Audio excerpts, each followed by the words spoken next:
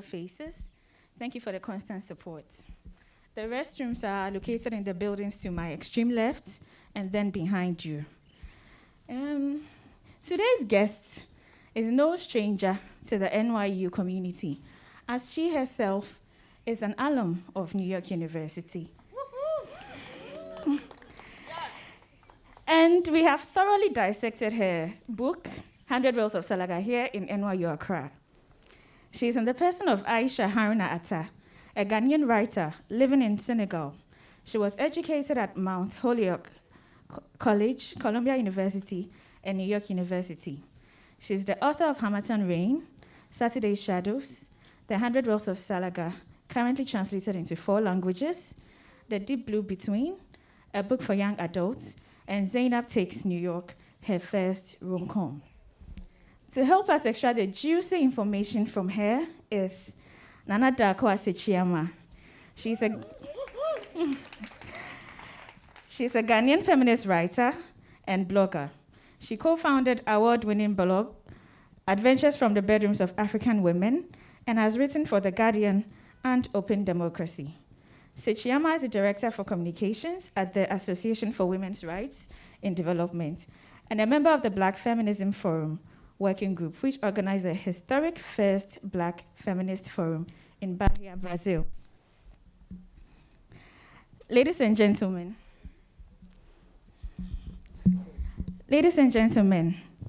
without much ado, let's give them a round of applause as I hand over the mic to them.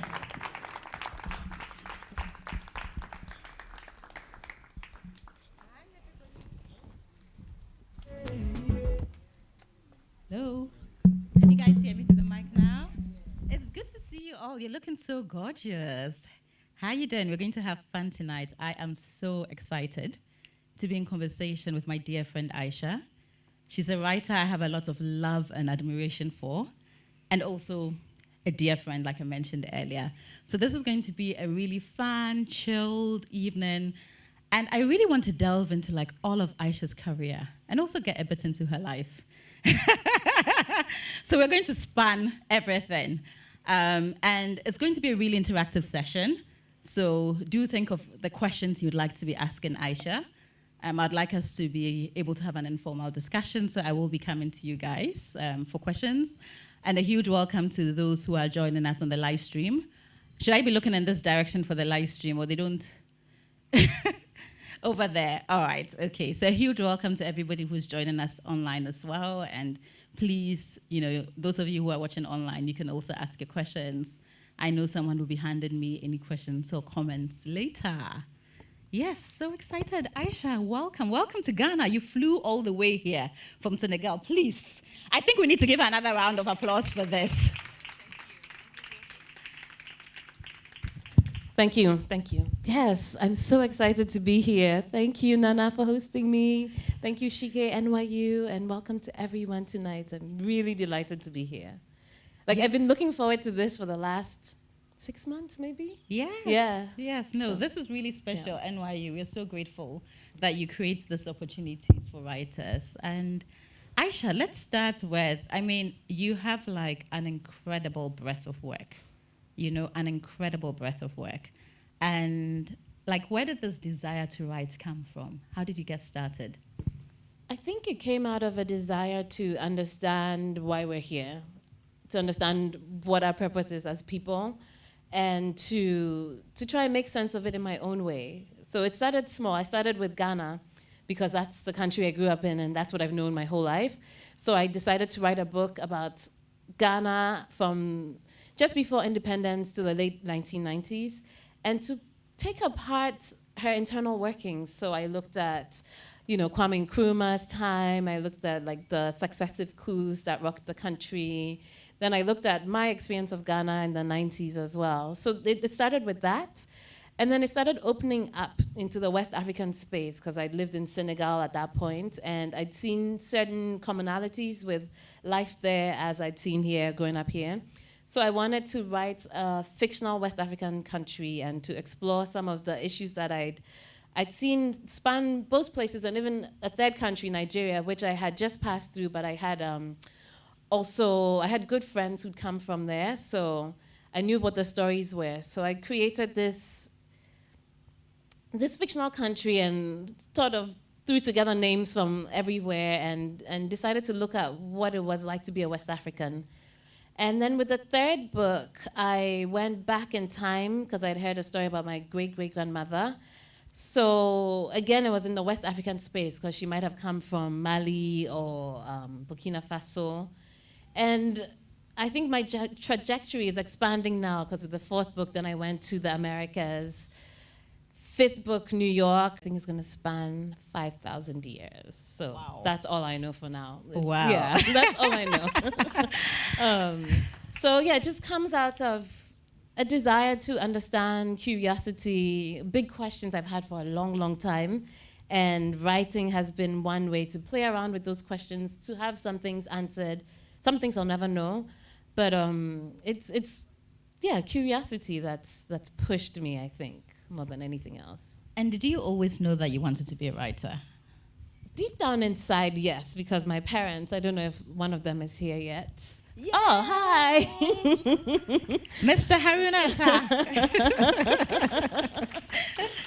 Thank you for gracing us with your presence. Thank you, Alaji. Thank you.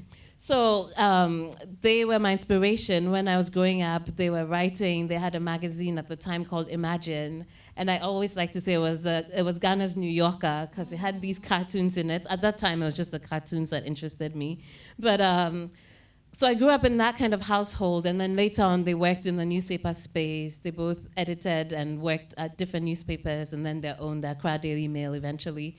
So I grew up surrounded by words and stories. And I always knew I felt comfortable in that space. But I think children have a thing of wanting to defy their parents. So I thought, okay, what is the furthest I can get away from writing? And so it seemed like science was the way to go. But also because my mom had been sick for a long time. She was struck with an autoimmune condition when I was about 12 years old. And so again, that curiosity to find out why, how, kicked in. And then I thought, okay, I'll be a doctor. But even as I was going through high school and taking bio classes, I was writing in a diary. In college, as I was majoring in biochemistry, I took a lot of English classes as well. And eventually, I just realized this is what I want to do. I don't like the smell of hospitals. I cannot see myself in them. So it's something that's always been in my blood.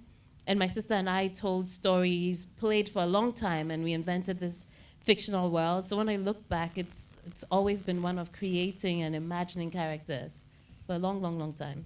So you didn't have that experience where Ghanaian parents are like, you need to be an engineer? Or well, I'm going to put him on blast. There was one time, and he not directly, but an uncle called me and said, continue the medicine and have writing be your side hustle type of thing. And I just did not listen to him and went on with it. But my parents are so supportive in everything I do, everything. Amazing, amazing. We love parents who are supportive of their children and their ads. And I even had no idea that you'd studied biochemistry. Really? And then we've known each other for years. 4 years. Wow. Yeah. I'm putting it to good use now, though. How? Oh, yes. Tell us. I have a little ice cream shop in my little village of Pobengin. And I'm now, figuring out how things work with air and liquid and solid to create this beautiful dessert that I can't get enough of. So finally, I feel like I didn't waste 4 years of college. So. Love it. Love it. So let's go back to Harmattan Rain. Okay. I feel like that was a really, really bold first book, like the confidence to even go back in time through the 60s to the 70s. What was your research process like for that book? So at the time that I wrote that book, the Daily Graphic was celebrating, I can't remember how many years it was of their being in publication. So it was an amazing resource. I just sat through that book and used it as a Bible. I think it was from 1954 to maybe 2004, something along those lines. And it was such an amazing resource because they put in articles about the major happenings, so things with Nkrumah, things with his ministers, but then you fall occasionally on an ad for shoe polish. And these are the kinds of details that a writer like me just lives for, because it's a tiny detail, but to have a character put that specific shoe polish on their shoes lends such credibility to your work. And so there was that. There was just talking to my parents, talking to my grandmother. She was still alive at the time, and she was such an amazing storyteller. You didn't even have to ask questions. Just sitting by her, and it would be, a ride around Ghana with her father, who was a pharmacist. So I got all those stories from her. And I think I did a bit of Googling. Google was not as big at the time, but I did some internet research too. And my process has changed a lot since then, but I think I leaned into my imagination a little bit, but I was more bent on getting the facts straight at the time. So we can talk a bit about the change process, but yeah. Yeah, we'll leave that to the end. Okay. Because I have lots of questions around process. Like, as someone who's also a writer, I'm always interested in learning from other writers about their process and their ritual. So we're going to save that to the end. But I also remember when Harmattan Rain came out, and it was a very different era. Yes, to 2009? Yes. But a different era for a writer in terms of marketing your books, in terms of promoting your books. So can you tell us a little bit about how you promoted Harmattan Rain? Because I remember always being so impressed. Well, so Harmattan Rain was published by a small publishing house in Senegal that's run by Ayesha Harruna, the author of The Beautiful Ones Are Not Yet Born. And at the time, while it was still active, there were groups of friends who would come together and find the money to publish a book they liked. So as I was writing, one of the funders, daughter Natalia Khanam, came by and she said, I like your book and I'll put in the money to publish it. So that's how that book got published. And I did everything. I did the layout. Wow. I found the artist. So everything in Harmattan Rain I did myself. I did the header, footer, everything. So it was actually quite interesting at that age, learning to see how a book came together. And so once the book printed, we sent copies here to Ghana, and then we had copies in the US with the distributor of Per Ank Publishers. And so my mother just provided the funding for me to go on a mini book tour. And I went to New York. I reached out to a couple of bookstores. I went to DC, Busboys and Poets at the time. And I was just knocking on doors, and whoever would have me, I'd go there. And I did, I think, 2 or 3 readings. I went to Mount Holyoke College, my university. I went to Columbia. And this was just by knocking doors. I didn't have any big publisher behind me. And then we came to Ghana. We did a big launch. It was a lot of fun. We did it at the African Regent. And because it's Ghana, I know a few more people, so we got press done. But once the book had been in circulation for a bit of time, I teamed up with another writer, Nana Ikuya Hammond, and same thing, we would knock on doors. I remember once we were in the Bronx. We had been invited to this festival, the Kente Festival, so we lugged our suitcases with our books. We did not sell one single book. No. So we had a lot of experiences like that, and we got on the subway, and then we said to people, do you want to read? And people were looking at us like we had lost it. But, whoever would have us, we tried to sell to. And so, yeah, that was how I did it, just by knocking on doors. And then in Accra as well, I got it into all the bookstores, and then I went away to university. And my mother is amazing. Despite her autoimmune condition, when she sets her mind to something, she's amazing. So she said, you have your books in too many bookstores. People aren't paying. So she just, reeled it in and limited the number of bookstores we're selling to, and then those people were reliable and paid every month. And with Harmattan Rain, I've been able to pay so many things. It's a small book that keeps giving. It's really, really amazing. Yeah. Wow, that's an incredible story. And I think it's really important for writers to even hear stories like this, right? Because now you're this world-acclaimed writer who gets flown in from Senegal to Accra, but it's important for people to know once upon a time you were lugging your books around and going to a festival and didn't even sell one. Yes. I mean, it doesn't stop me from still doing the same thing now. I think the lessons I learned in that time are still really invaluable for now. So when I can and I have books, I take them with me wherever I can, and I'm shy by nature, so it takes a lot to put myself out there, but I'll do it once in a while. And sometimes I have amazing friends who do that work for me as well. So yeah, I'm glad I went that route, and then I got a big I've had mostly independent publishers since then, and then Zainab is the biggest publisher, headline under the Hachette imprint. Yeah. So. Amazing. Yeah. Amazing. We're going to talk about that as Okay. well. Yes. Can we have a first reading from the 100 Wells of Salaga? Okay. Like, am I wrong if I feel like 100 Wells of Salaga, maybe because I know it got translated into 4 languages, I feel it's probably the book of yours that has... It's a breakthrough book. Yes. Yes. Okay. It is. Amazing. So the 100 Wells of Salaga is a book that came to me many, many years ago because I pinned the gentleman sitting in front over there and asked him to draw the family tree with me. And so we sat down and he gave me a beautiful drawing of who was who in the family. And on the paternal side, there are lots of twins. And then on the maternal side, we climb up, and then he says the slave. So my interest is piqued. What's her name? Who was she? So what I gleaned from that was that she was very beautiful. She had reddish skin, which keeps coming out in generations. Like my sister has her skin. And she came from, like I mentioned, Burkina Faso or Niger, somewhere there. And so I tried to write her story in maybe 2012 as like a fantasy of a character like myself falling in a well and going back into time. But it just didn't click as a story.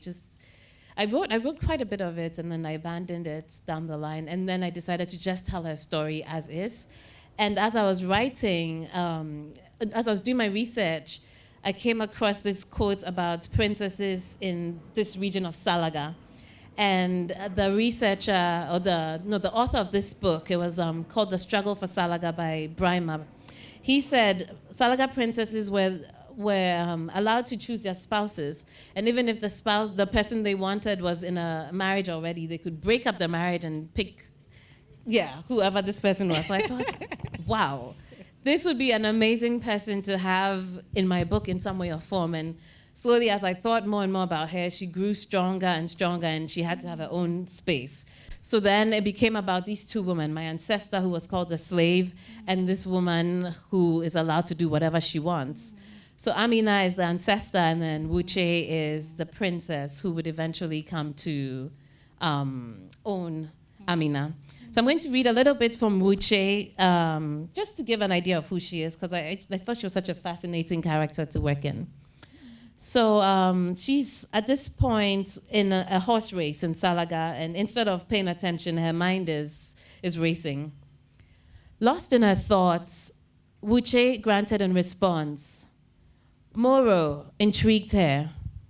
Was it the sharp symmetry of his face, the dark blue of his skin, or was it because they shared a past, one she couldn't even remember? She tried to conjure up images, but her memory was as dry as half the wells in Salaga.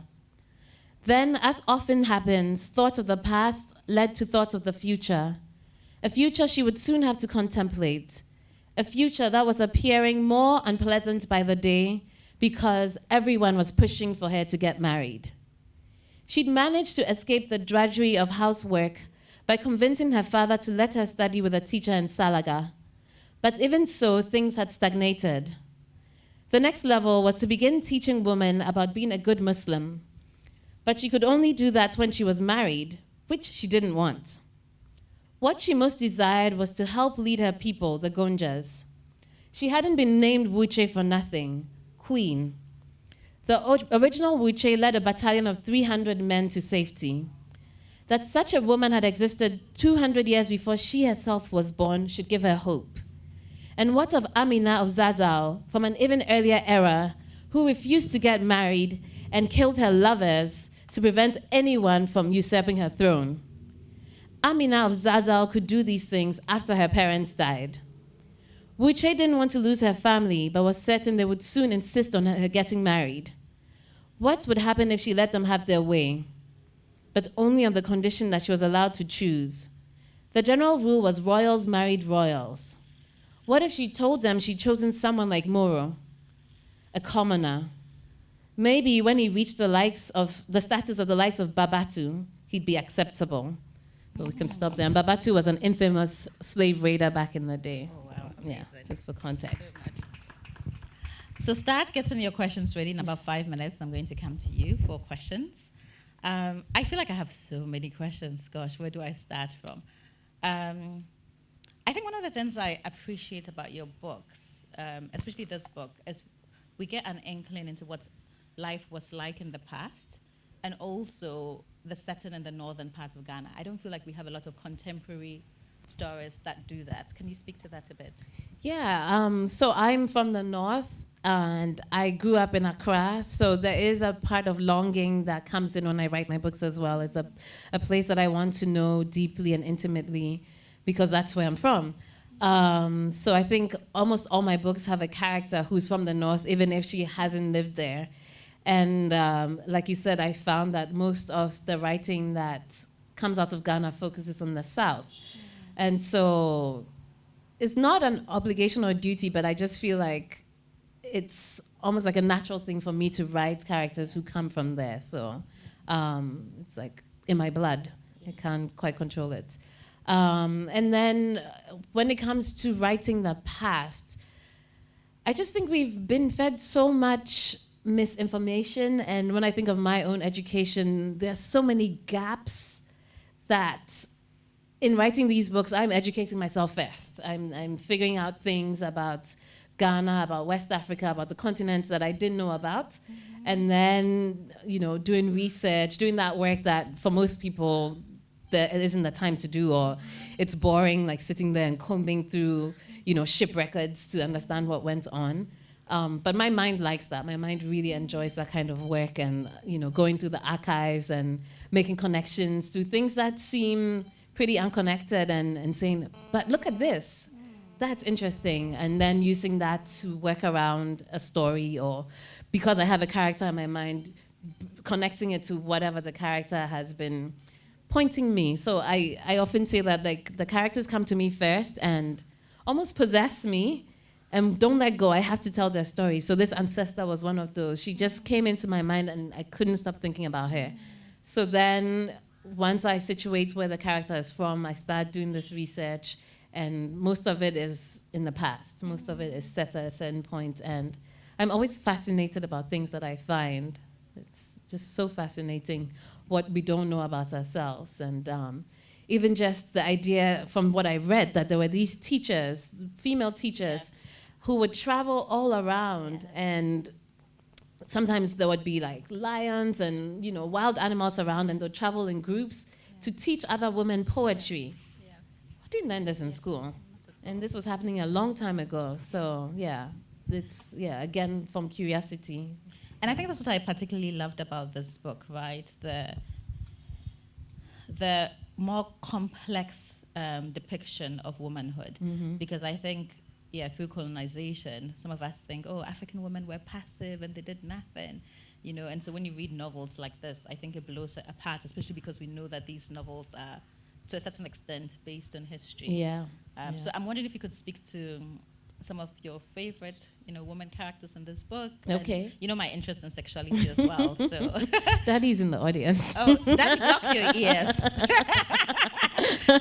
Because if I'm remembering correctly, I remember reading one of the characters and I was like, oh, is she queer? That's so cool. Yes. So again, I think when I write, I want to explore as many themes as possible. Again, questions that I've had.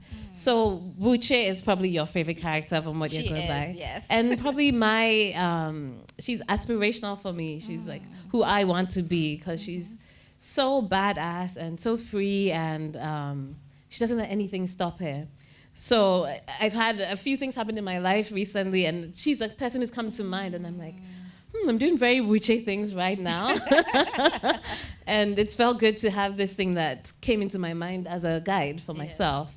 So I like Wuche as a character because she has all this agency, but then life is still happening to her. So she's not unrealistic. She still has to do things, that she doesn't want to, and she has to suffer through them for quite a while as well, and eventually she takes life into her own hands and directs it where she wants it to go. So it was really a pleasure working with a character like that.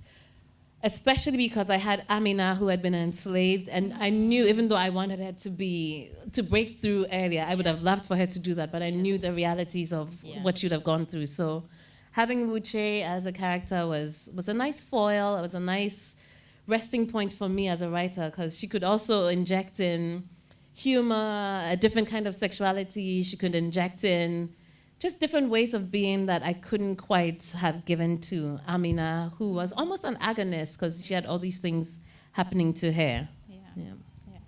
Okay, so let me just go to the floor and check if folks have questions.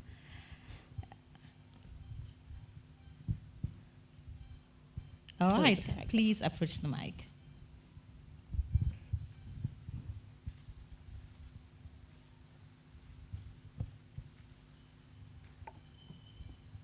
Hello, Ayesha. Hi, Akatoa.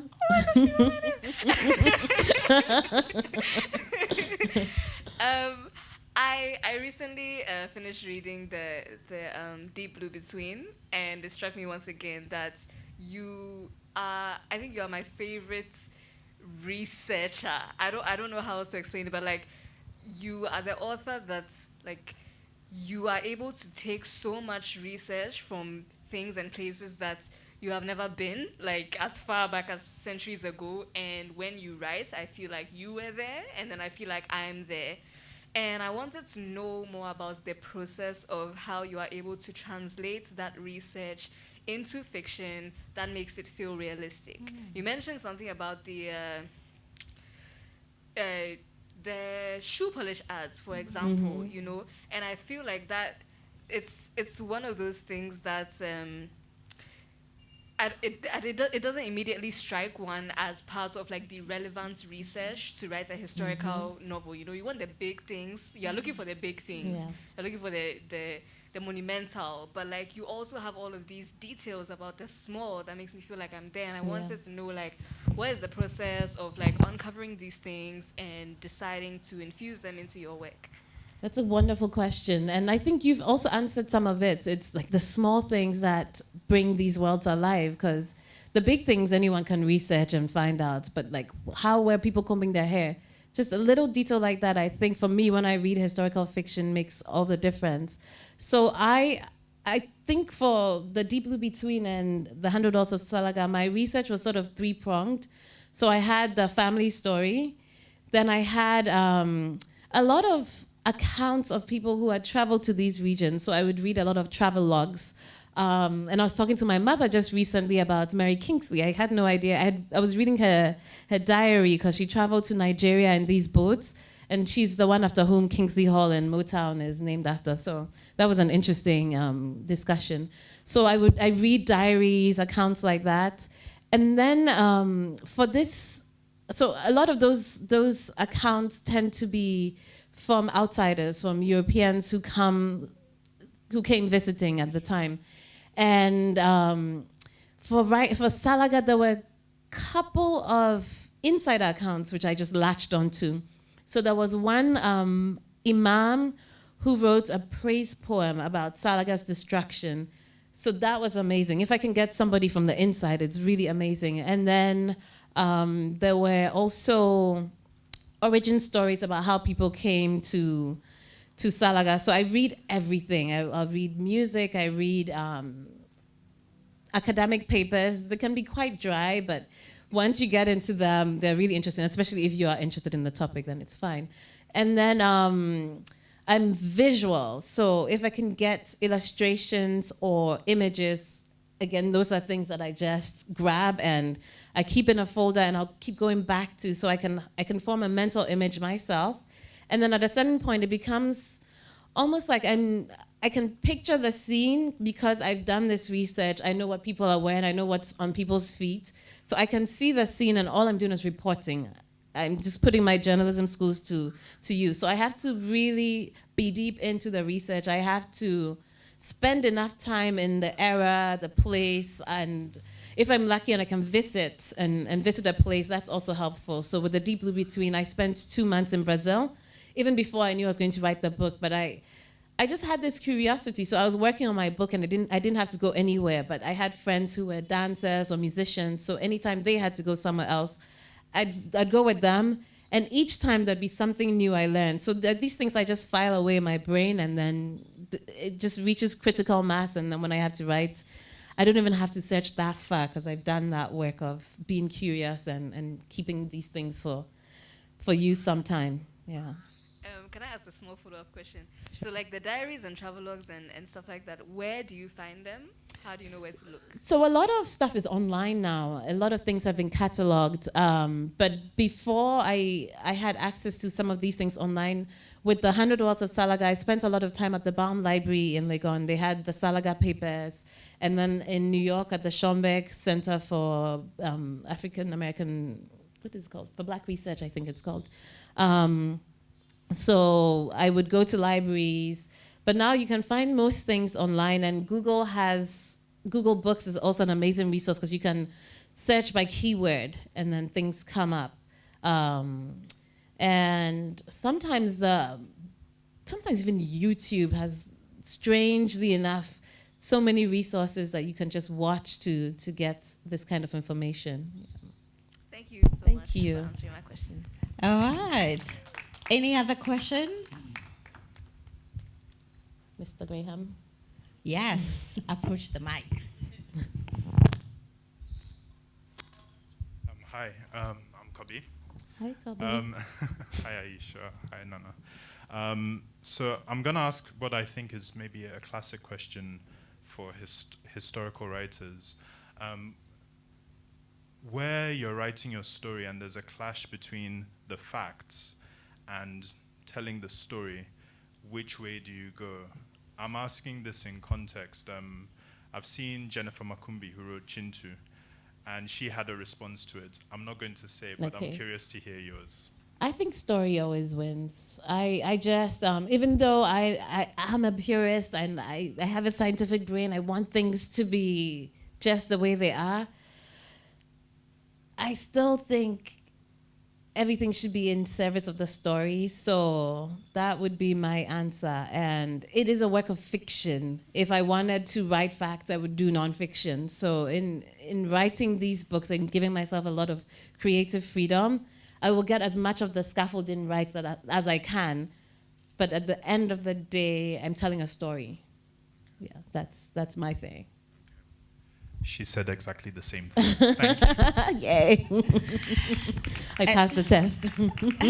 And Mazam Mengiste also said the same, so that's Okay. like interesting. Okay. Yeah. Yeah. Any And other- we're storytellers. So you know when Exactly. your grandmother is telling you an Anansi story, she's going to take it where she wants to take it. So I True. think, yeah. Sure. Any other questions? Yes, please approach the mic.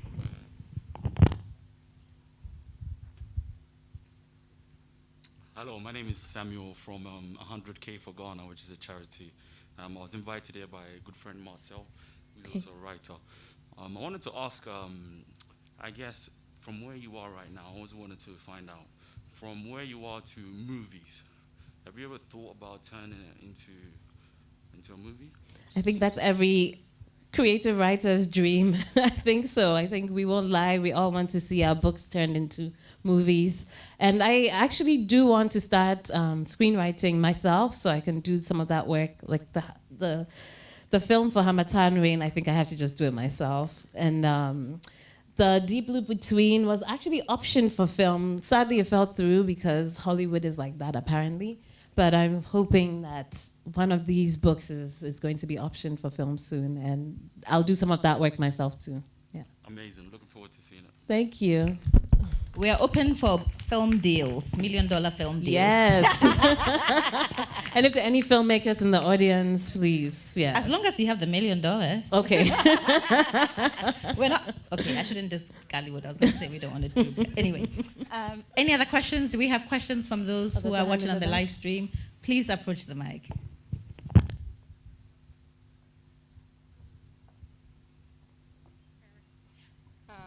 Sorry, I'm a little short. So I just wrote my question down so I wouldn't forget. Okay.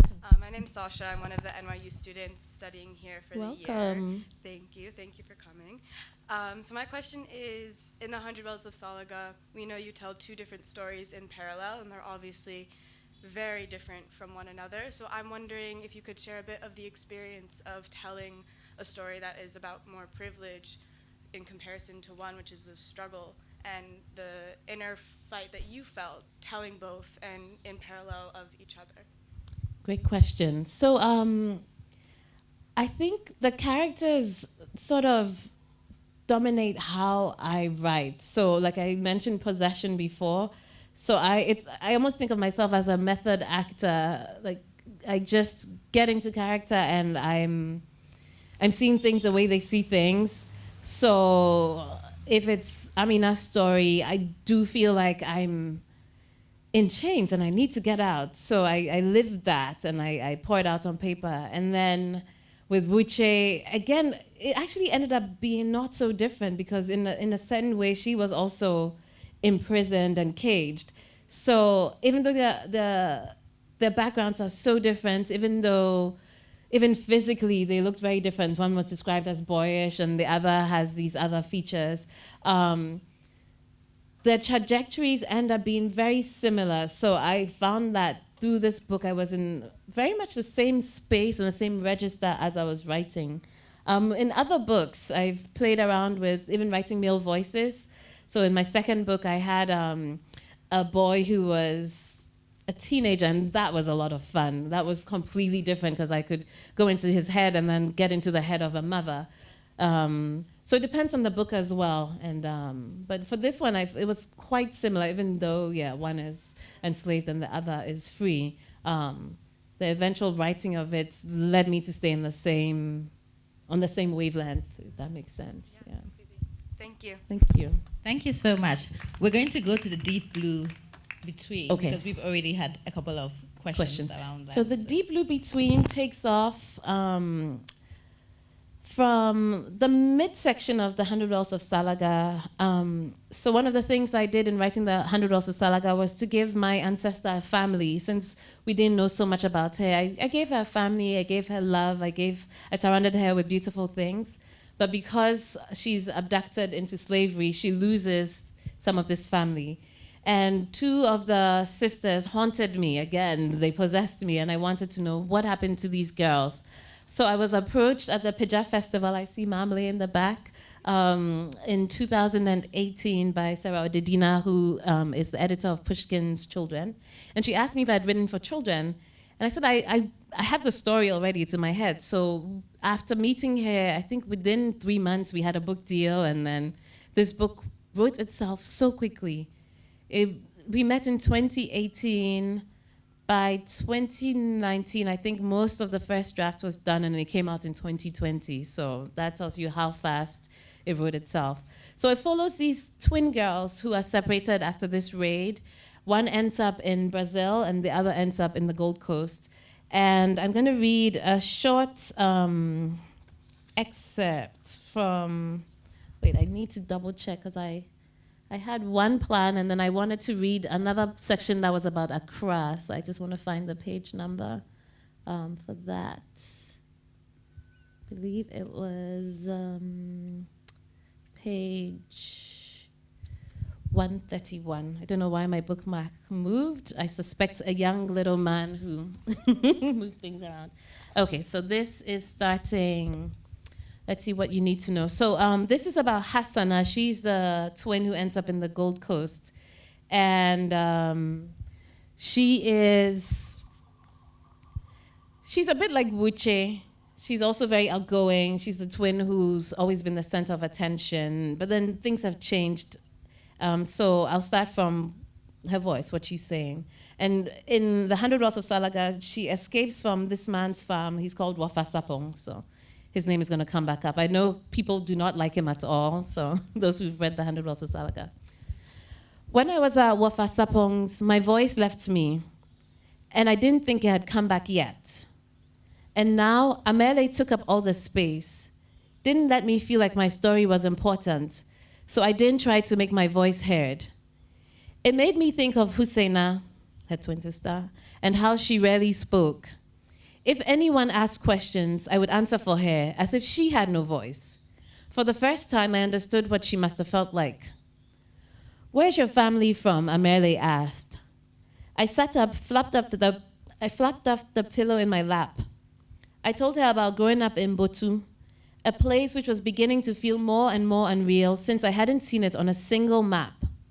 I told her about our village getting burned by slave raiders, about losing my twin sister, about hopping from place to place. And now I'm here. Amerle's eyes were welling up. She shoved me on my shoulder. "You should have told me this a long time ago. How do we find your sister?" I dream about her all the time. Sometimes I even have her dreams, but it's been so long that I'm not even sure she's still alive, I said, voicing a fear I hadn't want to acknowledge. Even those dreams now seem like childish longing. Maybe my mind gave me dreams that tricked me into thinking they were hers. Hajia always says that to make the heart eat is to bring on hunger.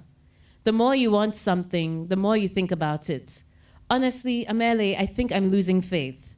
"No," Amerle bellowed, taking me aback. "I think she's in Brazil," I said. Amerle got up and put her hands on her hips. "My father and I haven't kept links with Brazil, but I'm sure one of my aunts knows people who go back. Hassana, don't give up. We can think of a plan as we're shopping." To get to the trading post, we wove through roads that bent and curved, split and fused together without end, and eventually reached High Street, facing Asha Fort, a building built by the Dutch and now being used as a prison. The papers constantly mentioned overcrowding in there. I'd passed by High Street a few times with Hajia in the days when I sold food with her, but had never ventured beyond it to Christiansborg. Amerle and I continued on, loitering by small shops peddling pots, basins, and cloth, until we arrived at a part of the streets that suddenly seemed greener, like another country. "Where is this?" I asked. "Victoria Borg." The houses were different from ours in the Zongo, on an even grander scale than Amerle's house, painted white from roof to foundation, with large gardens surrounding them. Some buildings even stood at 3 or 4 stories. Even the way the trees shot up from the ground seemed to say that this is where the rich live.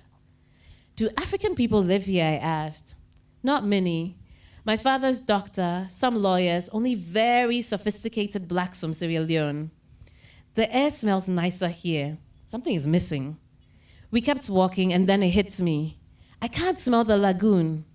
I can't smell smoked fish. I'll stop here. So this is the Kole Lagoon, even back then. Thank you so much. I really identified with the thing about the smell because I went to St. Mary's Secondary School. Oh. Yeah.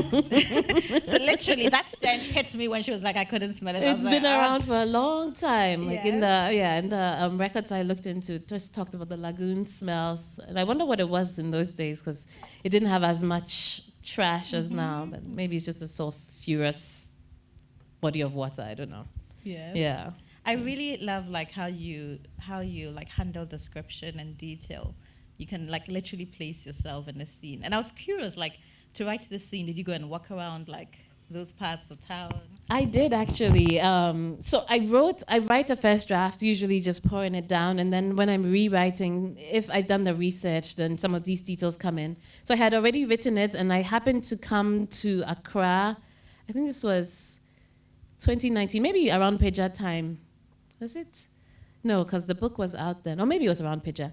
But whatever it was, I ended up going to look for Brazil House because this was, no, Caesar's House it was called. This was a big part of the plot point in the book. And so I was walking around and I could smell smoked fish. And I just thought, this is a smell that wouldn't have changed over 100 years. We've always smoked fish. So it was just a small detail, but it had to come in there. So if I'm lucky and I can go to a place, these are details that color the book, and I love them because they just make a world come alive. Yeah. And I loved the fact that, you know, you have a book where part of the setting is in Brazil. Because, like, Brazil is a place where we have the largest African diaspora You know, and so for me, with Year of Return, I'm like, why are we not going to Brazil? Yeah. It's the one place I've been outside of the continent where I felt most at home, where people have spoken to me in Portuguese because they assume, you know? Yeah. So I know you sort of hinted a little bit about that earlier, but can you speak a bit more to how you experienced in Brazil? So Brazil was, it was interesting because I was in Bahia, which is where most of the black population lives. And it was going through a difficult point because I think black people were trying to assert themselves and had been looked down upon for so long in that country. And like when you think about some of even the telenovelas that come out of Brazil, you think everybody is white. So I got that at a point where, people were trying to really push for black people to have more representation on screen, in books. And it was very interesting to be there for that and to see that they didn't have to do that much work because they were living as black people were. Like you'd go out into the streets and you see somebody frying akaraji, which is kose, in palm oil. You would see women, and I had this experience at a bus station once. There was a woman cleaning the station and she just stopped and looked at me and she wanted to take a picture with me. And I felt just such sadness because she could have been an auntie. She looked like somebody who grew up on my street. And she was just so happy to be in my presence, and it was just so sad because you could tell she was looking for some connection. So there is all of that. There are these emotions for me as an African, and I guess just politically, like what black people have to go through there. That's where there's the most crime as well. So it's just it was a bit tough, and then it was beautiful as well because I saw so many connections with home. And for me, for a long time, I'd been questioning religion. I grew up in a household that was very tolerant. My father is Muslim, my mother is Christian. And for a long time, I went through a phase where I wanted to be Christian because I grew up in Accra. This is what it is. You walk out of your house and the message is just drummed on you, whether you want to or not. So it's insidious. And I wanted to go to church on Sundays. So then when I got to secondary school, I would go to church, but it just didn't feel right. But in Brazil, I went to a candomblé ceremony. So candomblé is sort of an amalgamation of African religions, so things that were brought from like maybe Nigeria and here and Angola, with the indigenous religions of, South America. But I found it to be so pure and so welcoming, so easy. And yes, there are saints that are mixed with Catholicism because for a long time black people had to hide under those, hide with those identities, so to pretend to be Catholic, and a lot of it has mixed up now. But in the ceremony, it just felt like home. And I won't say I'm a candomblé practicant at all, no, but it was a place where I found that African religions had almost been preserved because in Ghana, for instance, now if it's not Christianity, it's Islam, and indigenous religions have just been pushed to the back burner. It's a rare day when I meet somebody who says, I practice this religion. I've met, I think, one person in my whole life. It was in an Uber taxi, and I was surprised that he was very open with it. So I got to see another way of doing things, and I think what struck me the most was how welcoming and open it was. In all regards, it was just, and so it gave me hope for a way of being that was ours before being colonized, before slavery, before we took on these identities as like being very Christian and Muslim. And so just on a personal journey, it was life-changing, yeah. I really loved about the book, the depiction of spirituality, including like traditional African spirituality, and the portrayal of the orishas and the traditional ceremonies. It was so beautiful. I could literally see it. I got goose pimples because in Brazil too they do that. There are sculptures of the orishas. So orishas are like the goddesses and gods and goddesses, and I think we just have a PR problem because if you think about like Greek literature and how those are forced down our throats. The orishas are the same thing. They meddle in human affairs in the same way. They are, they have their intrigues. They protect.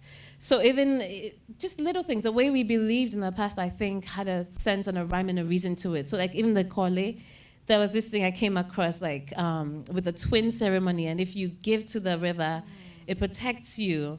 So you take care of the thing you're giving to. You're not going to throw trash into the river like we are doing now. So I just think sometimes religion and even philosophies and ways of life, they are compressed ways of telling us how to live.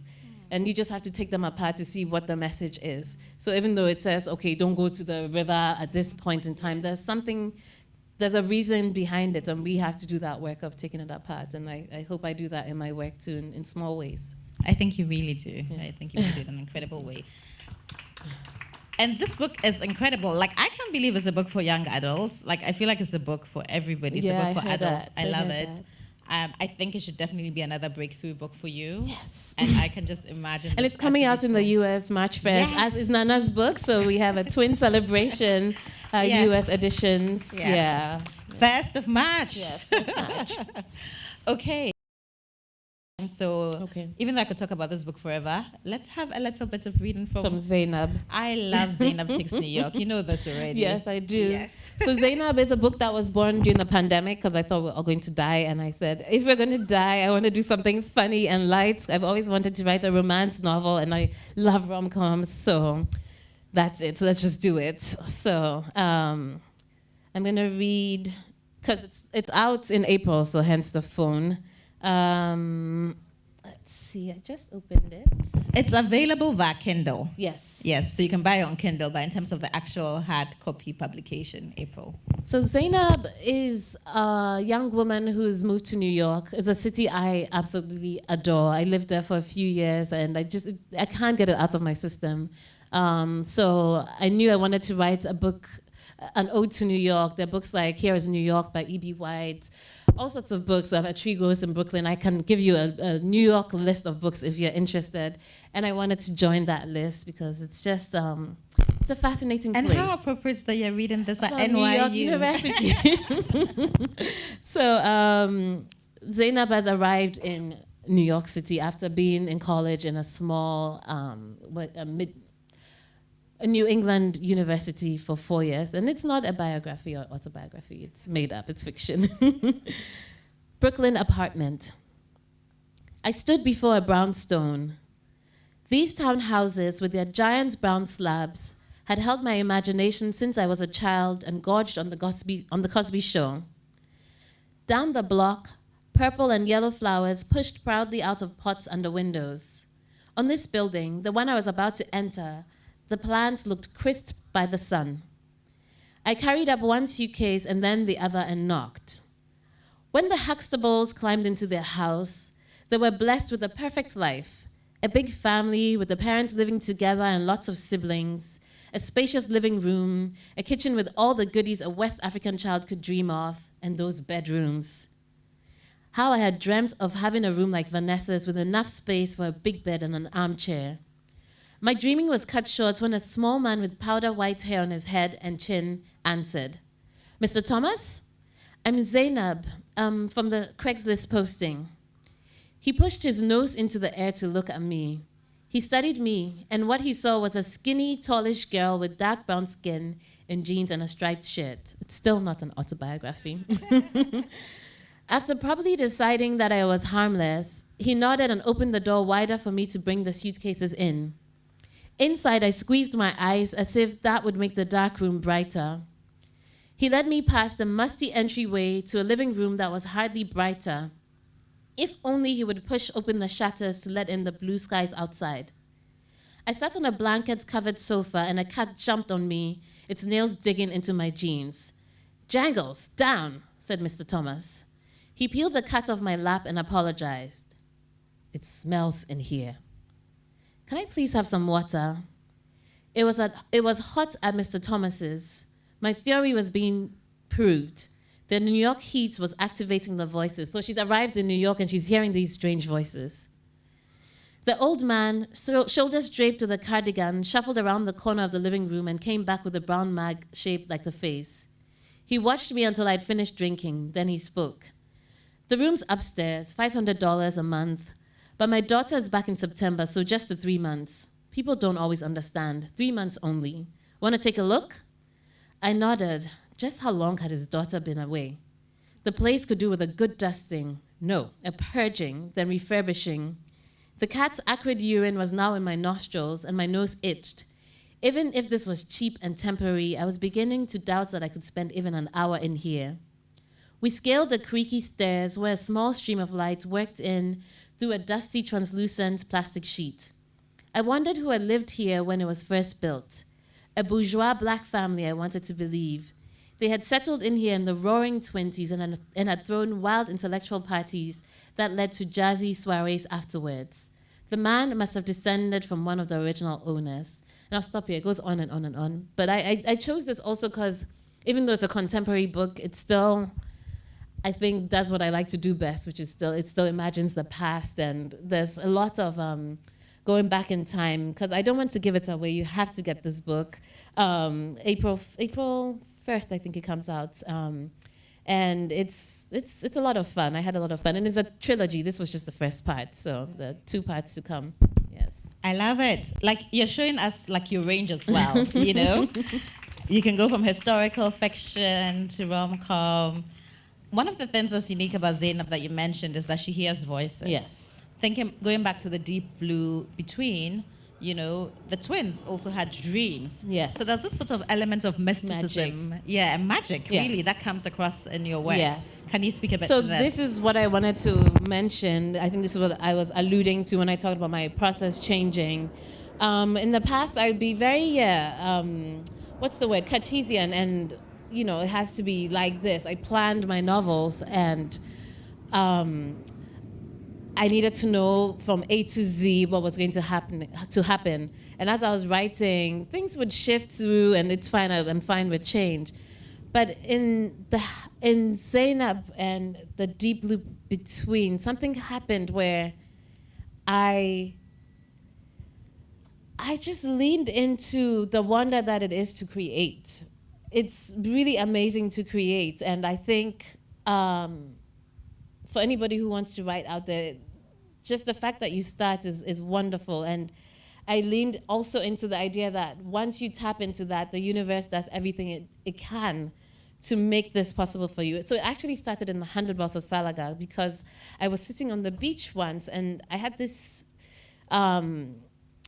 triangle, this love triangle. And right before me, there were 3 dogs. One was white, one was black, one was brown. And I just had to watch them and reproduce that in the book.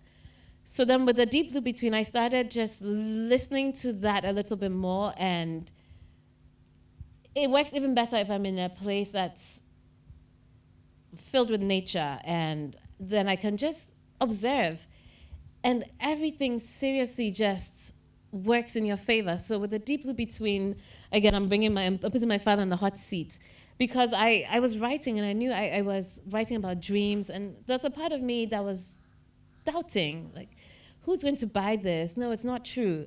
And my father calls me, and he says, I had a dream about you and your best friend, and you made her cry. And in my waking life, this had happened. And he had no idea. And that made me a believer. So I said, okay, just listen to this a bit more. So I still plan, because I am a planner and I have to know what I'm doing, otherwise I will go crazy. But then as I'm writing, I just really let myself observe what's going on around me. And then in Zainab, I didn't plan. That's the one book where I didn't plan. And the fact that she could hear voices, that came afterwards. So there's just a kind of beauty that's coming from letting myself lean into the wonder of the universe. I'm using these words, wonder, magic, and because that's what it feels like now. And I would love to teach a masterclass on it once when I figure it out. I'm still working it out. But I think it's a lucky thing when you can create, whether it's, you know, a business or writing or drawing or whatever. And if you can really lean into that, it's powerful, because that's how we're here. Disparate things came together in this primordial soup and created us. So we're doing the same things when we create. So I'm taking an idea, I'm taking a voice, I'm taking a character, and then I'm putting them together and creating. So it's the same power and the same energy. And so, yeah, I'm just leaning into that a lot more now. The magic of creativity. Yes. I'm going to be coming to the audience in a minute, so think of your questions and have it ready. How was your writing process different during the pandemic, right? You wrote this book during the pandemic. Yes. Did it change your process? A little bit, because we were all at home. Everybody was at home and on top of each other. So son was at home, no school. So I would write when I could, and I had a friend who was living in our house. We have a guest house. And she was so wonderful and would take my 4-year-old, at the time 3-4-year-old, for swimming classes. So in that hour, I would just sit down and put words on paper. So having community also helps. And so having this friend do that just gave me a little bit of time. And whatever, I think I've become so productive since becoming a mother. I don't know if other writers experience this, because when he's with me, I can't do anything else. So any chance I get to be on my own, I'm on my computer and putting down whatever it is. Even if I'm not putting down things, I'm doing research or just thinking about the topic. And it took me six years to write the Deep Blue, the 100 Wells of Salaga, a year to write the back-to-back I've ever had Zainab and the Deep Blue Between. So yeah, and a 5-year-old who's very demanding. So yeah. And the question of motherhood and writing, it's like such a hot topic, right? Yeah. And I know different writers have different. Yeah, Alice Walker says you should have just one child, I think. I am listening to Alice Walker. Yeah. Me too. And there's Buki Emecheta who had 5 children, and she's goodness. like, the sound of her children was like background when she was writing. I'm like, how the hell do you do that? No, that's not me. And I love school. I'm like, school is a lifesaver. I'm glad that exists. But I also joke with sometimes my mother, and I say, in the past, the way our societies were organized really made sense, because then it was the village. There's a cliche, it takes a village, but it really was that. Yeah. So people of adult age could do the productive work. And we've lost that in becoming these nuclear families, and we have to work around that. But I'm so lucky. In my tiny village of Popengin, we have formed this village, and every weekend there'll be one parent who takes on all the 5 children, and then the next weekend there'll be somebody else. And if you're in a pinch, you can say, please, I have a deadline. Can you take my son for an hour? So I think having community is essential. In so many endeavors, having community is indispensable. Yeah. That's incredible. Yeah. Okay, I'm coming back to you guys for questions. This will be my last round of questions. Yeah. Please approach the mic and just introduce yourself and then ask a question. Hello, my name is Alpha. And Frankie, thank you very much for making the dream a reality. Excuse me. A few months ago, we were lucky to have Ayesha on Zoom, and she talked about the 100 Wells of Salaga. And here we are today talking about 4 of your books. 5. 5 of your books. And, spanning a period of close to 18 years. For book writing? Yeah, I mean from 12 years. Hamatan 12 Rain, years. Hamatan Rain to over a decade. Yes. And I'm thinking, this very conversation, we're touching on all 5 books. How many times do you read your own books, particularly for an event like this, for you to be able to remember every detail from Hamatan of Rain to Zainab in New York? So I'm curious about that. Thank you. Yeah, I had abandoned Hamatan Rain for a long time, and then during the pandemic, there was a book club run by Nicola Matthew that reached out to me, and yay! So I had forgotten so many things, and that's a dense book too. It's a big book. I think it was African Book Addict, she was complaining. She said, Aisha's books keep getting smaller and smaller and smaller.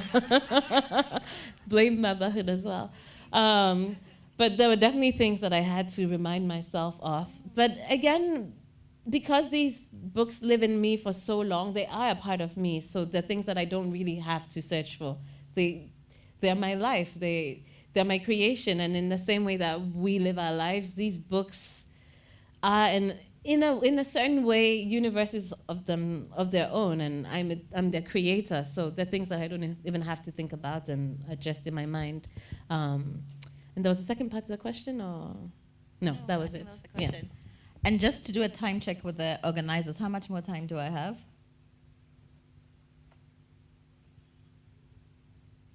because we had interspersed the questions with the interview, we still have some time. Okay. How much time is some time? Sorry. We have like 20 minutes. I'm a Capricorn. Yeah. Okay, please approach the mic and ask a question. Before she starts, BC is BC the author of Women and Frogs, aka the Teller of Secrets. Yes. Which is out now. Get a copy. Buy it. And BC is my drinking partner as well. So I just wanted to ask, you were talking about inhabiting all these characters and all the different emotions, and not just that, but the situations, like for instance, finding yourself enslaved and in chains and wanting to get out, and how deeply you connect with your characters. So how do you maintain your center of sanity. equilibrium, your sanity? Exactly. This is a great question. I don't know. I don't think it's ever really bothered me. Also because now I'm doing some work with a therapist, and I'm all about therapy. I'm going to put it out there. And she's having me look into these different parts of myself. So like the inner child, the part of myself that's the people pleaser, the parts of myself that is a go-getter and writes books. And so this is how I am anyway. And I think most people are like that. We present ourselves in different ways. So sometimes it's just a question of being in that world for a while and then coming out. It's like when you go out and have a drink with your girlfriend, you'll be a certain way, and then you go home with your partner or your spouse, you're a certain way. So it feels almost natural, and I never felt like, oh, this is like a split personality, I'm gonna get stuck in this space. But also because I think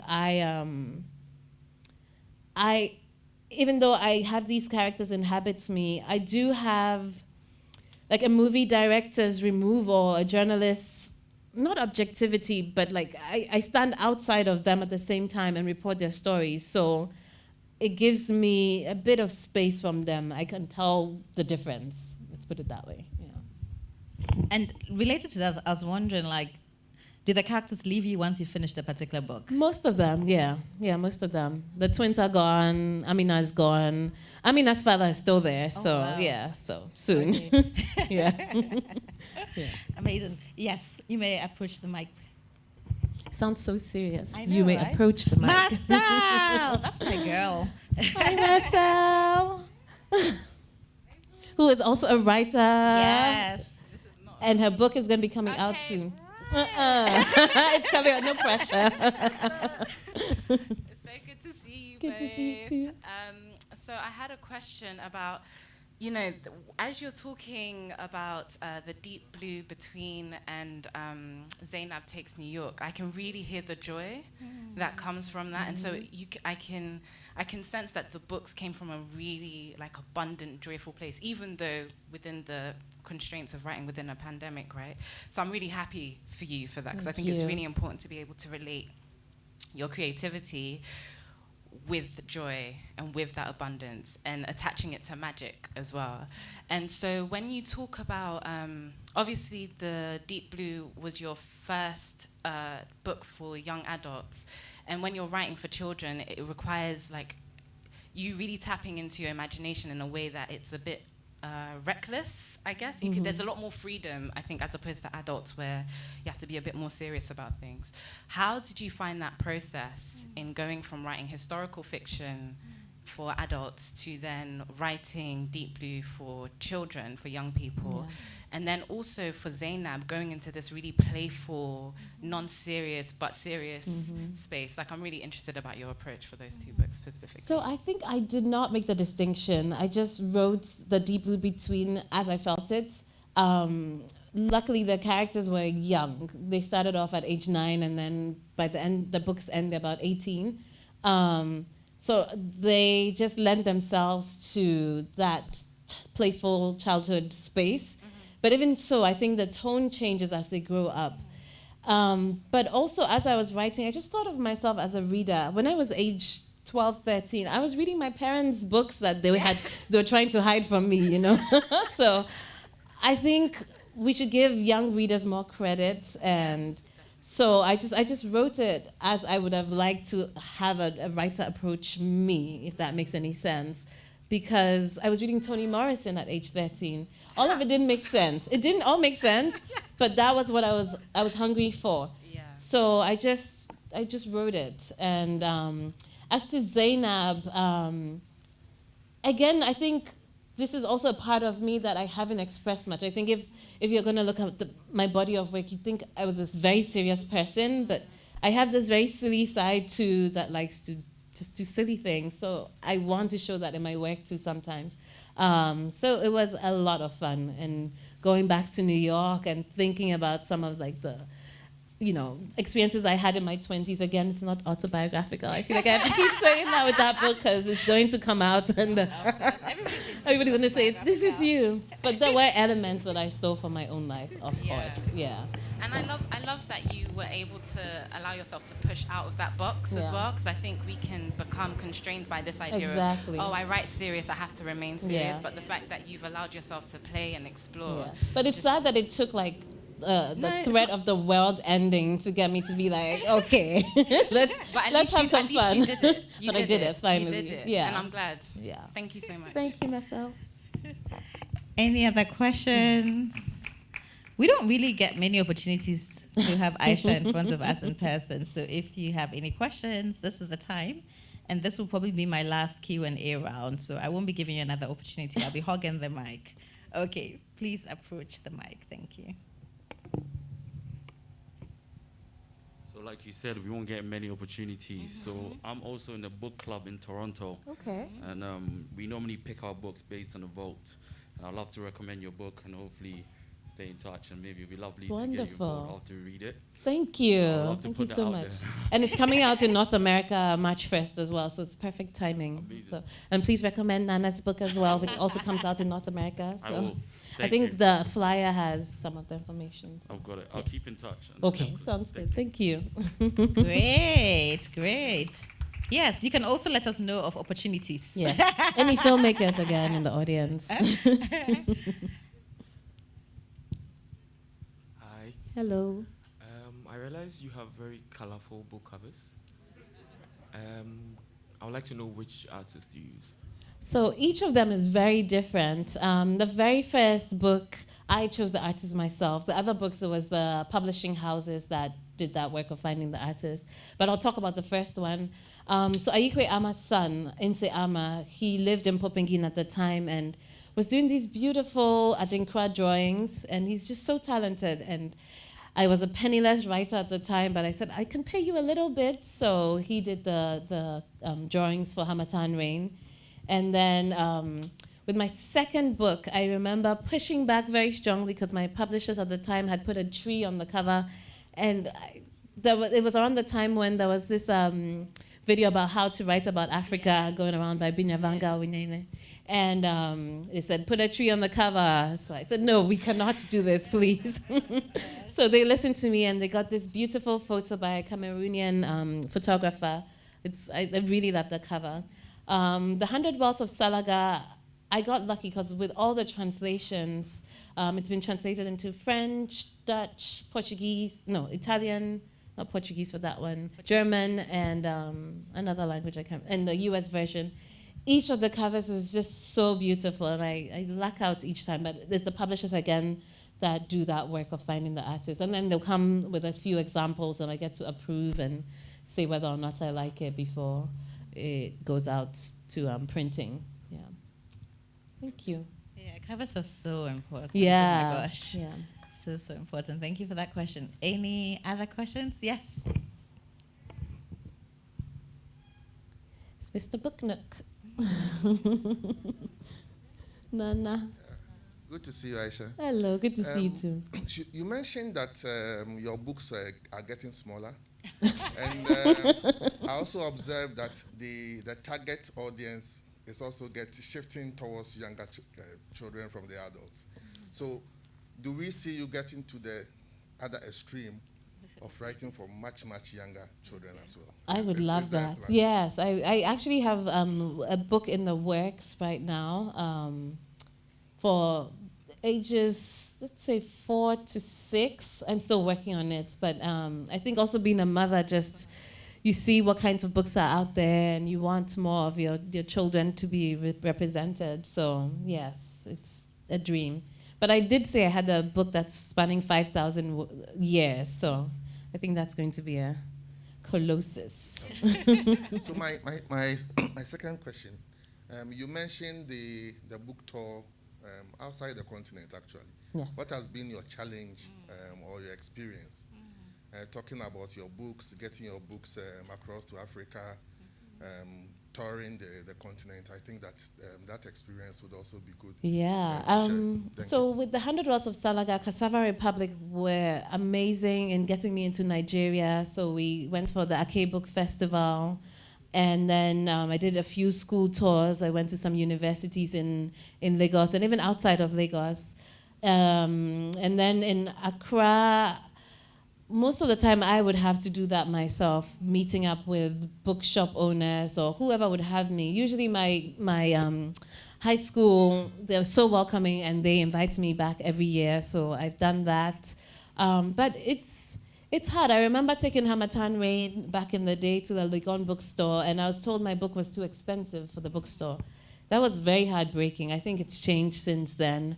But there are other challenges, like there's a bookstore in Senegal that is really wonderful. It's run by a woman called Angela Franklin, Shea Alpha Books. And she wants to stock books, but to ship from Nigeria to Senegal, the logistics are just so problematic that she has to get the books coming down from England. So there are things like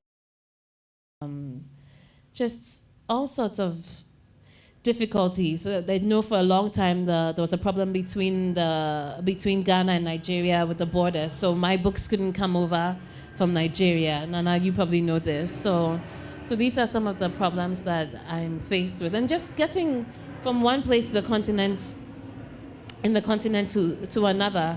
If I had to go on book tour on this continent, I would probably have to go up to Europe, come down, go up there to the Middle East, come there. It's just a nightmare. It's a nightmare. So yeah, these are some of the challenges. Okay.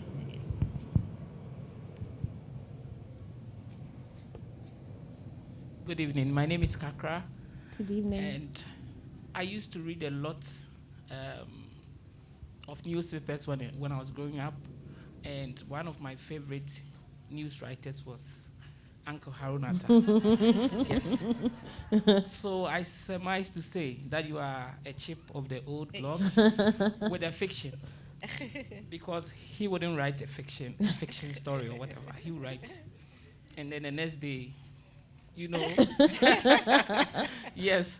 So have you thought about, doing like a collaboration with both parents to fuse fiction with some of these topics that you have raised in your books? Have you thought about that? Thank you. I would love that. I keep telling my father we have to sit down and just tell his stories from his childhood. So over to you, Mr. Attah. This is a challenge. It's a challenge. In a few years' time, we'll be expecting Ayesha Harruna Attah and Ayesha Harruna Attah at Pager or NYU Labone Dialogues. Yes. Okay, please, a gentleman in white. And then afterwards, a gentleman in grey. Hi, everyone. My name is Kwame. I'd like to take a step back. I'm wondering, with regards to you being an author, you mentioned some challenge you had with the publisher.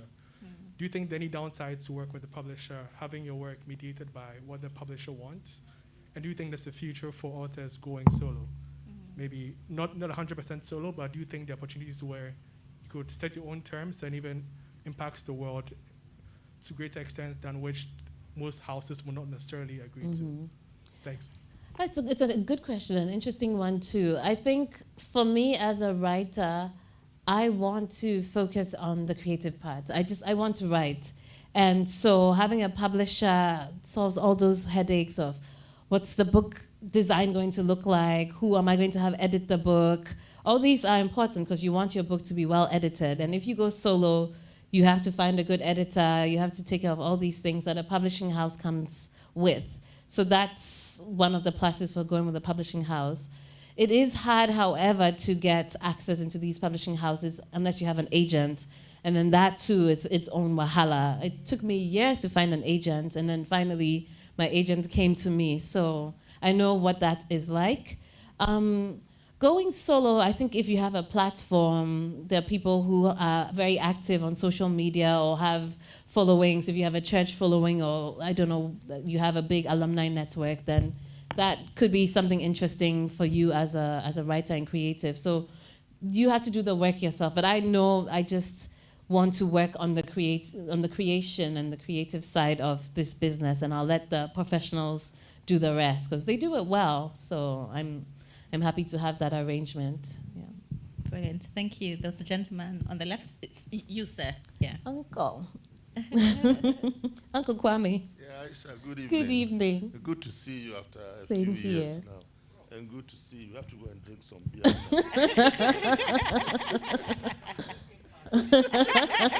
All the drinking partners are here. We love it. No, with us it's worse than that. Yeah, Aisha, two questions. One, you are West African. Yes. You know Nigeria. You know Ghana. You live in Senegal now. Yes.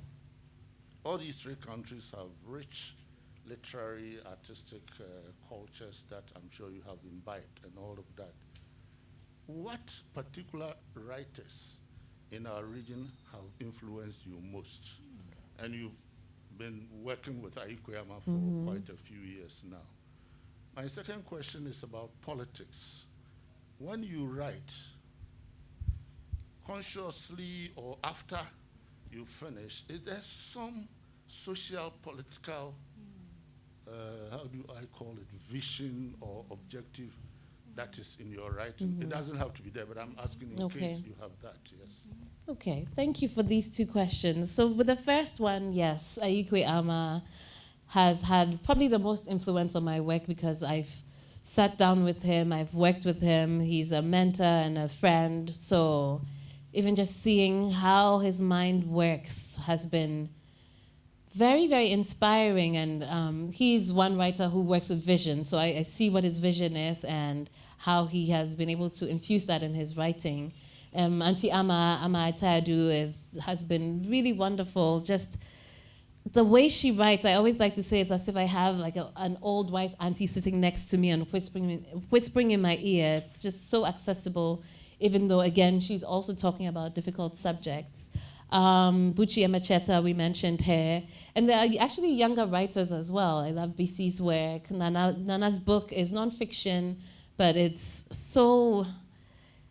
remarkable, the amount of work that went into this book. It's called The Sex Lives of African Women. And then younger writer, there's a writer called Akweke Emezi. The book, Freshwater, was very, very interesting the way it was put together, and I love that book a lot. Let's see which other writers. From Senegal, Mariama Ba. Again, another person who just writes with ease. I think that's what it is with Antiama and Mariama Ba. Even though you know from having done this work that to write that simply, there's a lot of work that goes into that. And then when it comes to politics, I think for me it is telling the African story. So this I knew from an early age. I went to a high school whose motto was knowledge in the service of Africa, so I swallowed it whole. And so even when I was studying medicine, I knew I wanted to come back to be a doctor here. So it is, telling that African story. But it's shifted. I think in the past, the lens was with an outside gaze to show Africa to the rest of the world.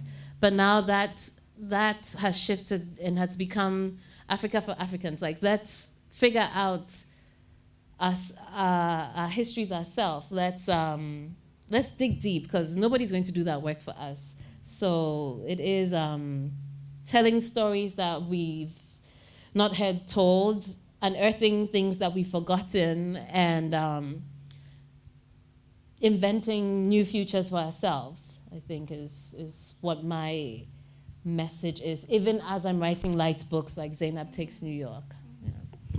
This feels to me like the perfect night to bring, like the perfect response to bring the evening to an end. Thank you so much for all these wonderful questions. But do you have any final words for us? And can you also share how people can stay connected? And I think the final word is just a reiteration of what I've mentioned before about magic. And I'm going to add a little thing to it, is about kindness and being kind to yourself and to other people, even as you're creating. And I think creatives can have it really, really hard, and that's why there is the stereotype of, the creative who turns to the bottle or to drugs.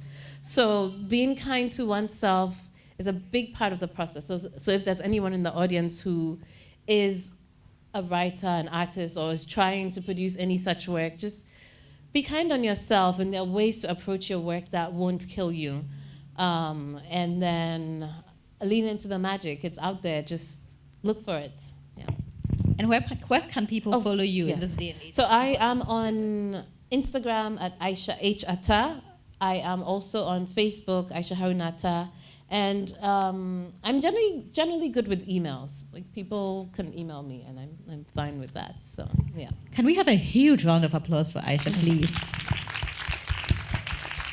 Thank you, Nana. Thank you. You've been incredible. You shared so much, been so generous. Thank you to everybody watching us on the live stream as well. And yes, stay, mingle, chat. There'll be books for sale. There are books for sale, yes. Yes, there are books for sale. So go grab a book. Yeah. Ayesha will sign. First Match. Zainab Takes New York, one of my favorite books by Ayesha, which is saying a lot because I love 100 Walls of Salaga. I love Deep Blue with Between. Be out, so please buy it. You can buy it now on Kindle. Yes. So thank you so much, Ayesha. You've been wonderful. Thank you so much. Thank you. Thank you, Ayesha. Just like the line in Deep Blue Sea, to make the heart eat is to keep it hungry. You fed us with your information, and yet we are still hungry for more. But for time, we would have to end here. And I can't wait to get Zainab in New York, because Ayesha insists it's not a biography or an autobiography. At this point, I'd like to invite our science director, Professor Frankie Edozian, to give us a vote of thanks. Thank you. Thank you, everybody. Thank you so much for coming. It's much, much appreciated. And what an amazing job. Thank you so much. From one writer to another writer, you really just raised the bar, so we're so grateful you could come here. And as for Ayesha, she's at home. I don't know if you guys know, she went to NYU. This is the kind of excellence that we are all so very proud of. New York University is a private university, but it has always been in the public service. So for us here at NYU Accra, it is all about what can we do to ensure that the values of New York University, education and literature, is not just for those of us in our bubble, but for all of us. So thank you everybody for coming. On behalf of our Vice Chancellor, Linda Mills, and the Office of Global Programming, I want to make a few thank yous before we go and have refreshments and buy some books. First and foremost, we are, as we know, it takes a village, and it has been a village of people in Accra since 2004 that has made NYU Accra the institution that it is. So we're very, very thankful, first and foremost, to our forever mayor, Uncle Nat Amatefio, who for all the years that we were in Accra, always was at Labone Dialogues. He understood our mission, he loved us, and in heaven we know that we keep trying to make him proud. So Uncle Nat, we miss you and we will think of you. Rest in peace. We're very, very thankful to our partners at the United Nations, especially Ambassador Charles Abani. And of course, right in the front row, we're very, very thankful for the European Union Ambassador Echad Rezali. They and their team are always very, very supportive of literature, supportive of books.